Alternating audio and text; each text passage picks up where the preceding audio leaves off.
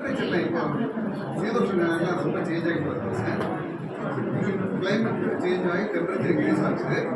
இதனால என்ன ஆகுதுங்க, நம்ம லடாக் ஹிமாலய ஏரியாவில் உள்ள அந்த ஐஸ் கட்டிகள்லாம் உருகுனால பல விளைவு வரும். நிறைய கண்ட்ரிஸ் வந்து தண்ணிக்கு அடியில் போயிடும். குறிப்பாக இந்த tropical countries Singapore, Malaysia, Thailand, even இந்தியாவில் கூட நிறைய வந்து இன்னொரு குறுகிய காலகட்டத்துக்குள்ளே தண்ணிக்குள்ளே போயிடும். ஏன்னா அங்குள்ள அந்த கிளேசியர் மலை பிச்சரோட இது டெம்பரேச்சர் ரொம்ப கூடனால உருகி கீழே போகும் அப்படின்னு சொல்லியிருக்காங்க.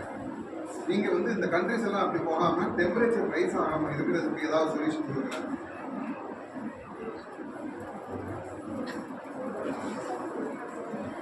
நீங்கள் கூறுவது முற்றிலும் உண்மை. காலநிலை மாற்றம் ஒரு பெரிய சவால். இதற்கு தீர்வுகள் பல உள்ளன. அவற்றில் சில புதுப்பிக்கத்தக்க ஆற்றல், சூரிய சக்தி, காற்றாலை மின்சாரம் போன்ற புதுப்பிக்கத்தக்க ஆற்றல் மூலங்களை அதிகம் பயன்படுத்துவது. 2. வனங்களை பாதுகாத்தல், மரங்களை நடுதல் மற்றும் காடுகளை அழிப்பதை தடுத்தல். 3.